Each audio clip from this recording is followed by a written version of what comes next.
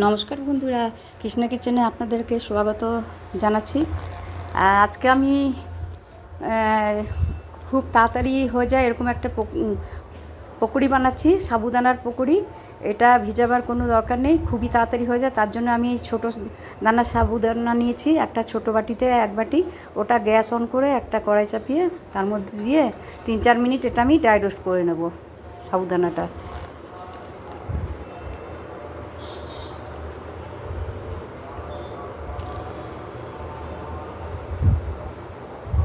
হয়ে গেছে 3-4 মিনিট। এবার আমি এটা একটা প্লেটে ঢেলে রাখবো। আর এদিকে আমি 2টো আলু ধুয়ে ছুলে নিয়ে এটাকে ছোট ছোট করে আমি কেটে নিচ্ছি। কেটে আর জলের মধ্যে রাখবো কিছুক্ষণ, তারপরে এটা আমি পেস্ট তৈরি করব। এই যে সাবুদানাটা আমি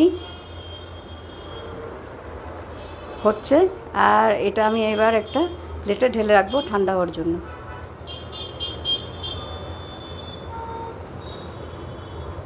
এই ক্রিসপি আলু আর সাবুদানার পকোড়িটা আপনারা একবার হলেও বানাবেন, আর বানিয়ে আমাকে কমেন্ট করতে ভুলবেন না। আর আপনারা যে যেখান থেকে দেখছেন সবাই আমাকে বেশি বেশি করে সাবস্ক্রাইব আর শেয়ার করবেন, কমেন্ট করবেন। এবার আমি ওই কড়াইয়ে কিছু চিনে বাদাম দিয়ে দিচ্ছি। এটাও আমি 4-5 মিনিট ড্রাই রোস্ট করবো।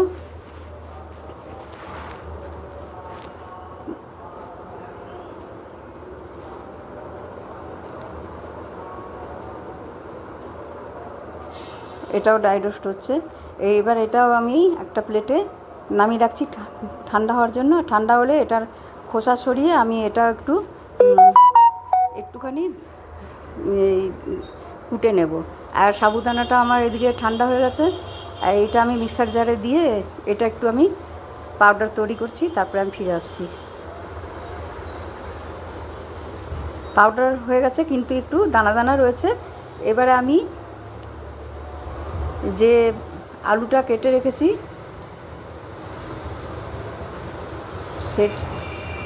সেই আলুগুলো এর মধ্যে আমি দিয়ে দিচ্ছি, আর সাথে 2টো কাঁচা লঙ্কাও দিচ্ছি।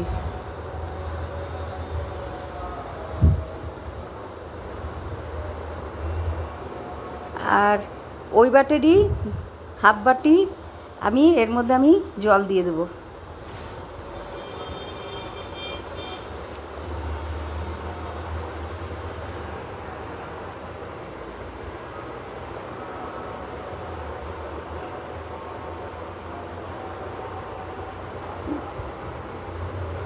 এবার এটাকে আমি একটা পেস্ট তৈরি করে নেব।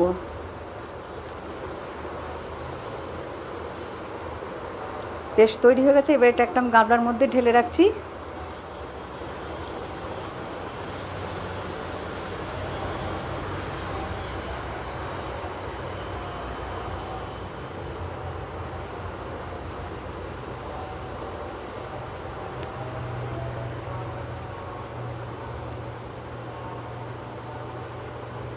এবার এটা আমি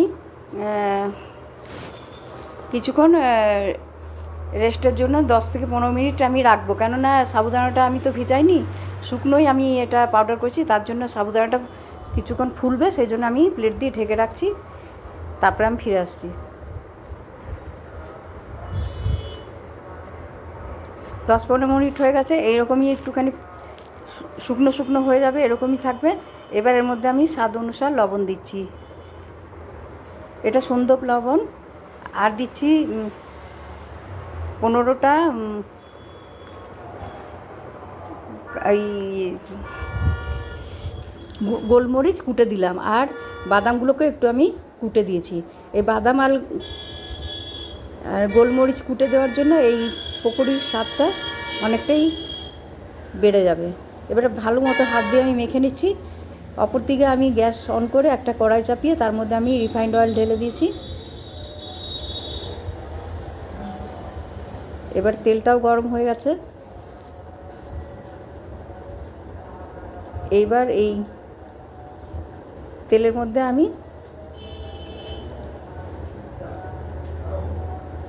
এবারে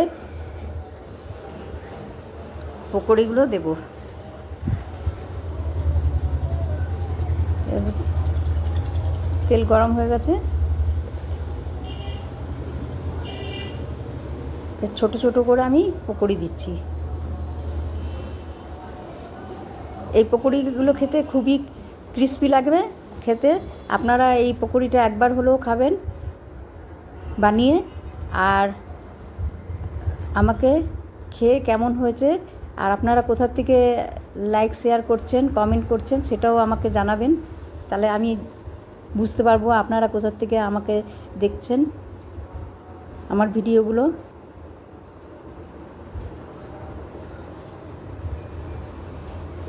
এই পকোড়িটা হতে 6 থেকে 7 মিনিট লাগে। এবার কিছুক্ষণ আমি অপেক্ষা করব।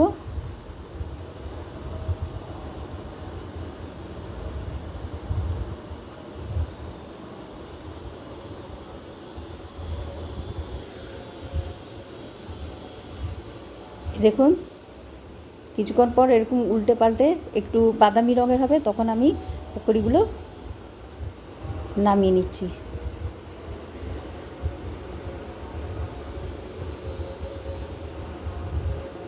দেখুন এটার আওয়াজ শুনেই আপনারা বুঝতে পারবেন কতটা ক্রিস্পি হয়েছে।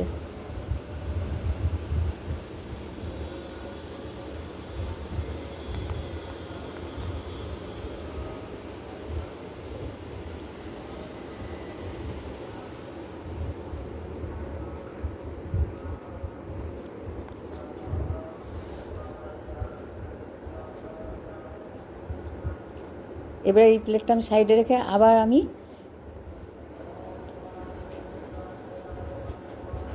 আবার পকোড়িগুলো দিচ্ছি ওইভাবেই ছোট ছোট করে।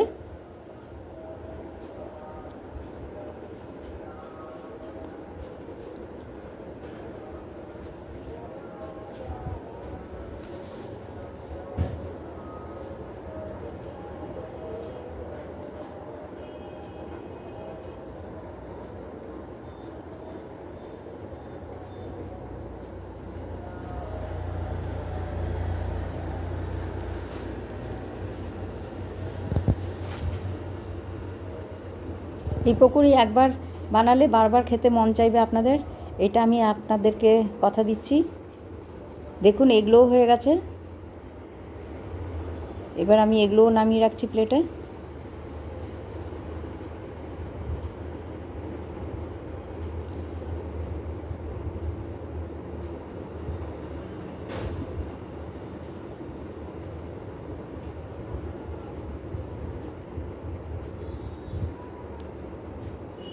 হয়ে গেল আমার ক্রিসপি আলু আর সাবুদানার পকোড়ি। এগুলো আপনারা অবশ্যই বানাবেন আর আমাকে বানিয়ে খেয়ে বেশি বেশি করে লাইক শেয়ার আর কমেন্ট করবেন। আজকের মতো তাহলে আমি এখানেই আসছি। দেখুন কতটা ক্রিসপি হয়েছে। এটা আপনারা সস বা কোনো চাটনি দিয়ে খেতে পারেন।